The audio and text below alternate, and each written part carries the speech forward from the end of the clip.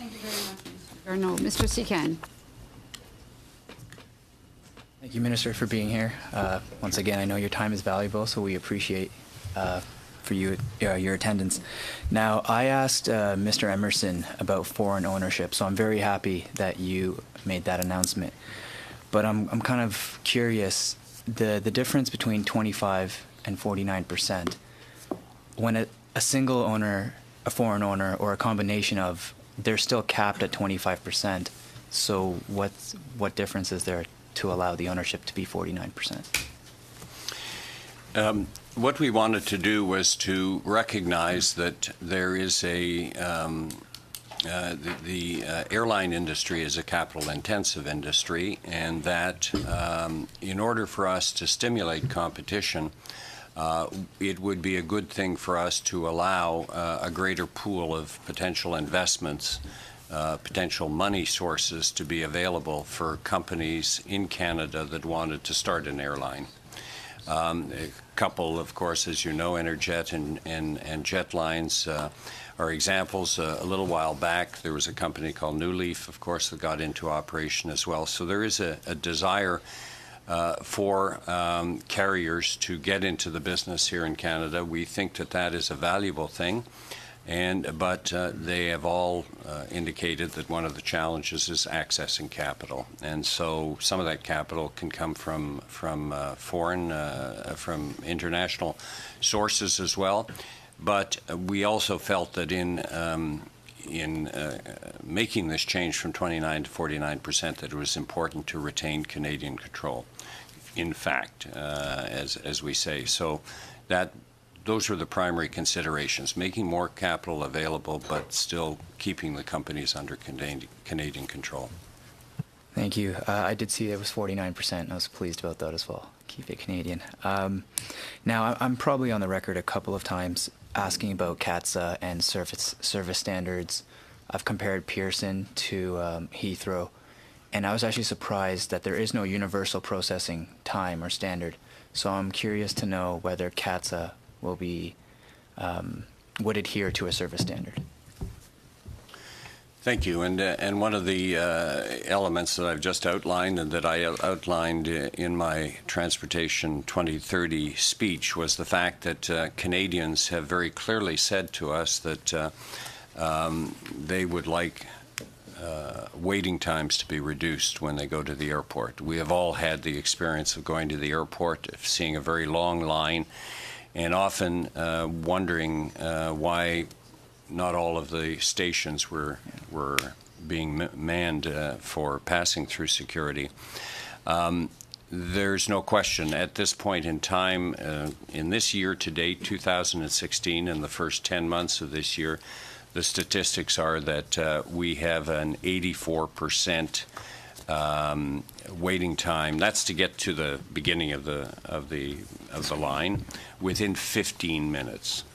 Okay, so there are airports like Heathrow and Gatwick and others that have a target. There is no universal. It's chosen by individual airports, but there are other airports that have a higher target in the 90s and in a lower period of time in 10 minutes, which is a significant difference. So if one looks at how we perform versus the rest of, and by the way, Pearson is a very busy airport, over 40 million passengers last year. There are some airports that have quicker passing. The average is 84%. I think Pearson is at 81% at the moment, but there are we have 8 big airports, and some of them are in the low 90% in terms of performance. We monitor these things.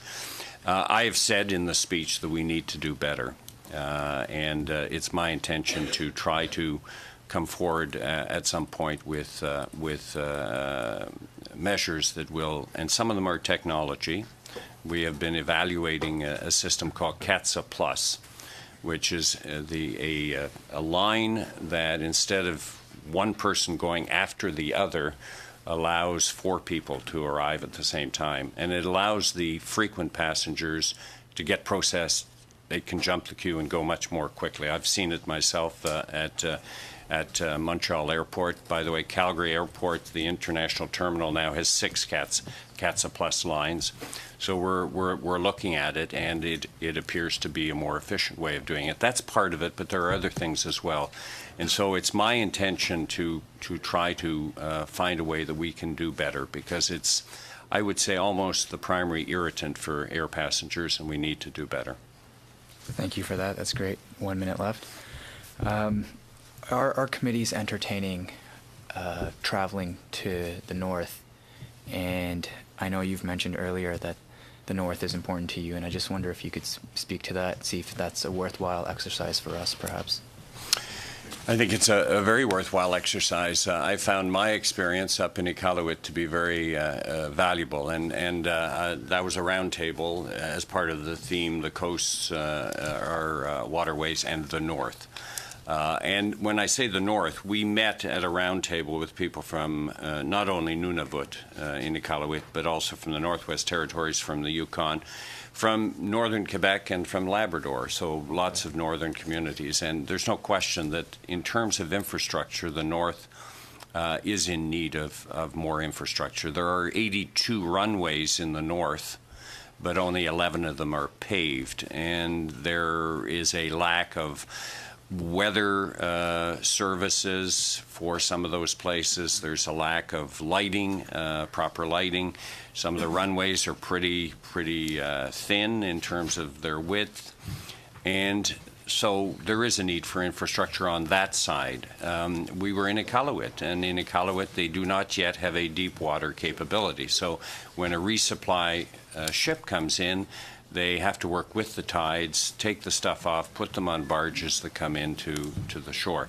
So those are just 2 examples. If we go further than that, the North also wants to develop resources. And so the issue of resource development is a challenge up there because of the lack of roads for moving those resources if you've got a mining operation somewhere.